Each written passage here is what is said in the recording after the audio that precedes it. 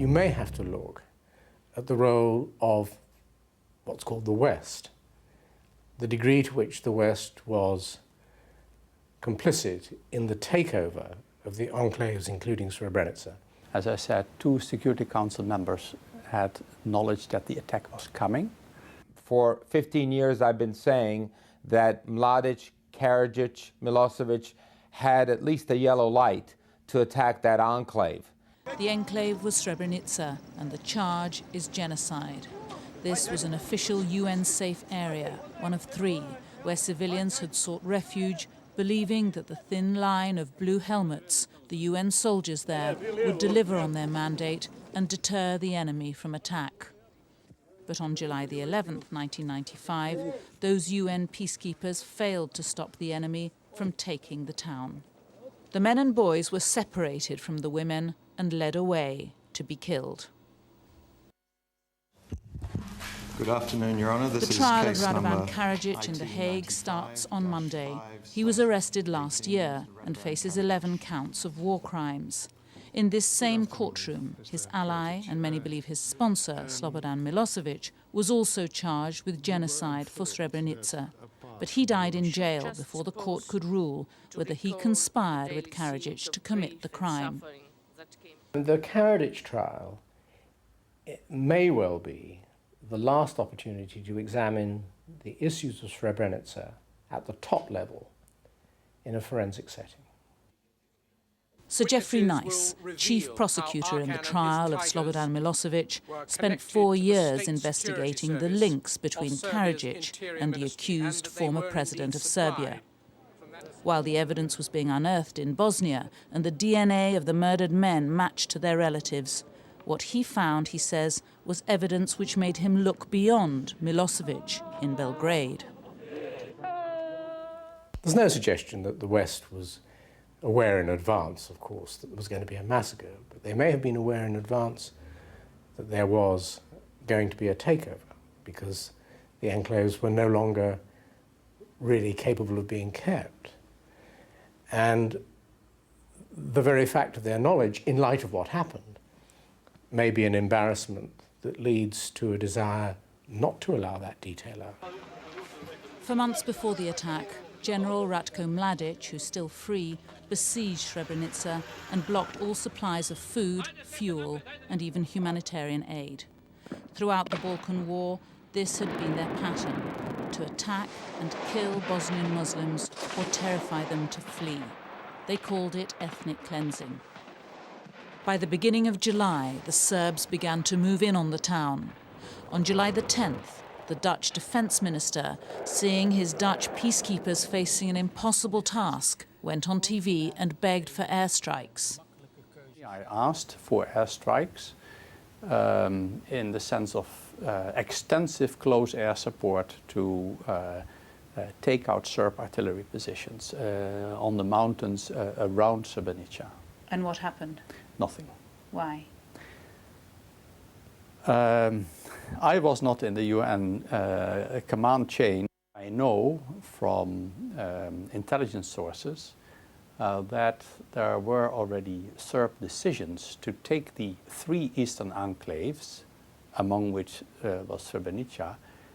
Those decisions were taken probably in May and June, so 2 months before.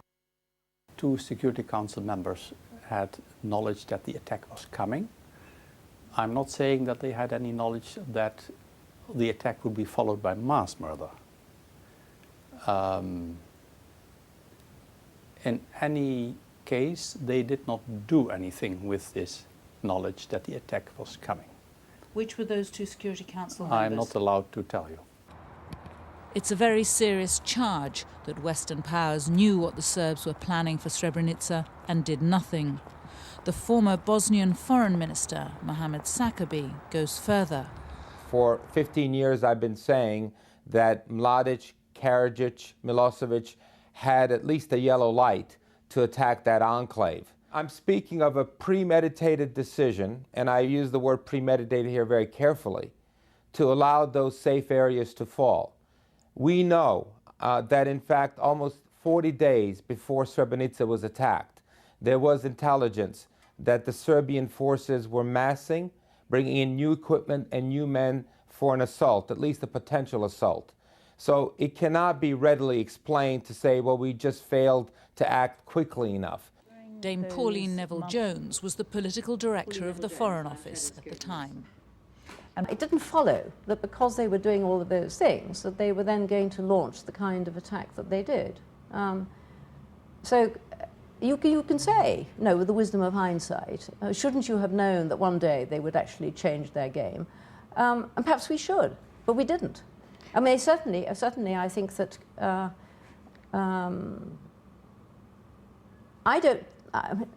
this is one of the things I hope that we shall discover from the trial, is whether they had actually got a long-range intention to do just that. What about intelligence? I mean, were our intelligence services not aware of their plans at all? Did we have no feelers out as to what they were thinking?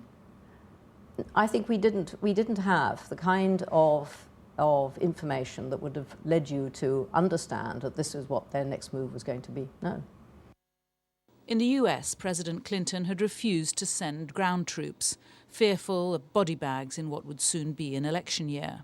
But the pressure was on to solve this Balkan disaster. In the months before the attack on Srebrenica, Washington was looking for an endgame. The problem was the enclaves, Bosnian towns with large Muslim populations which the Bosnians had been asked to swap for other territories in central Bosnia. They'd refused.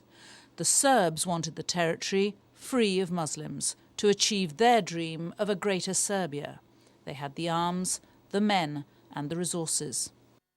Already in June, the fate of Srebrenica seemed pretty gloomy. We already then were considering that some kind of swap for at least the smaller of the eastern enclaves for more territory in central Bosnia might be one of the things that would be wise. On July the 11th, Srebrenica fell. General Mladic told the fearful crowd not to be frightened. They'd come to no harm if they followed instructions. The men had to be questioned, he explained, but the women, the old and the children would be bussed to safety out to central Bosnia. The Dutch peacekeepers in their blue helmets had orders from the UN not to assist in this ethnic cleansing, so the evacuation was left to the Serbs. Radovan Karadzic too had soothing words for the cameras. Our army is very, very responsible. People, civilians, as well as UN personnel are completely safe and secure. The real truth was filmed by Serb soldiers themselves. This tape, shown in the Milosevic trial, shows the fate of the 8,000 men and boys from Srebrenica. Mohamed Sakabi, the Bosnian foreign minister, was in Strasbourg.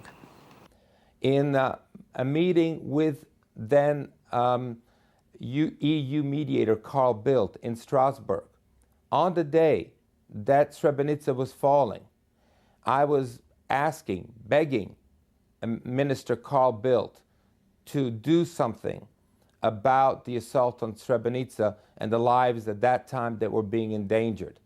Carl Bildt looked at me coldly and responded, "We will not do anything to save Srebrenica, and we will neither defend Žepa nor Gorazde."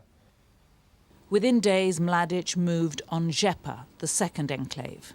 Still undefended by Western military power, Žepa fell, its Muslims killed or bussed out, and the Serb army victorious before the cameras. Only then, with public outrage growing, as the world's media reported the UN's latest failure, did the West act. Airstrikes would now be used to defend the last remaining enclave. Gorazde would be saved. Gorazde was saved. And the fate of Gorazde and how it was saved is a very important indication of how the massacres in Srebrenica could have been prevented. When the Dayton Peace Accord was signed in December that year, the Serbs kept the spoils of their ethnic war. Today, Srebrenica and Žepa still belong to them. Richard Holbrooke, then US envoy, is credited as the architect of the Dayton Peace Accord. On the 10th anniversary of its signing, he said this to a Bosnian reporter. As far as Srebrenica goes, Srebrenica is a great tragedy which should not have been permitted to occur.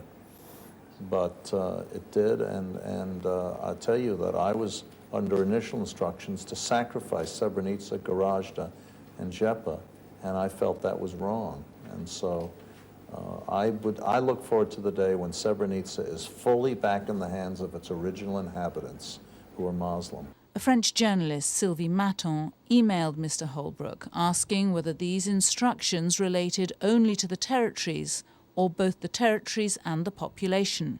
He answered both. What did Richard Holbrook mean when he said on camera, and we have the clip, as far as Srebrenica is concerned, it was a great tragedy. I was under initial instructions to sacrifice Srebrenica, Gorazde, and Žepa. You must ask him. You must ask him. I would never dream of... we certainly did not have such instructions of the British government. In a statement, Mr. Holbrook told us when Srebrenica was falling, he'd advocated forceful use of airstrikes. But in his soundbite 10 years on, he'd had a faulty memory of the timing and was referring to August, after the enclave's fall. He said my answer conflated Srebrenica, Žepa and Gorazde and left the misimpression that I'd been initially instructed to abandon all three, when in fact Srebrenica and Žepa had already fallen. Had I thought there was something that at the time, that I knew that I should be doing, I would have done it. Did we clearly not get it right? We did not get it right. We did not get it right. That's clear. That's clear.